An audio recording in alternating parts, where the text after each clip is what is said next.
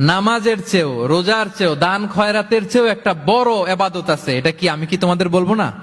সাহাবারা তো অবাক, নামাজের চেয়েও বড় ইবাদত, রোজার চেয়েও বড়, দানের চেয়েও বড়। ক্বালু বালা ইয়া রাসূলুল্লাহ।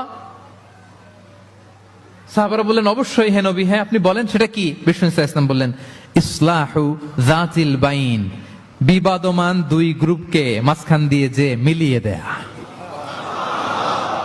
নামাজের চেয়েও বড়, রোজার চেয়েও, সাদাকার চেয়েও বড়, মিলায়া দেওয়া। আমরা মনে করি সেজদা দিতে দিতে কপালে দাগ ফেলে দিছি, এটাই তো বড় ইবাদত। এটা তো নিঃসন্দেহে বড় ইবাদত। আমরা মনে করি হজ করতে করতে শেষ করে ফেলতেছি, এটাই বড় ইবাদত। জিকির করতে করতে আমরা দিনরাত এক করে ফেলতেছি, এগুলো তো নিঃসন্দেহে ইবাদত।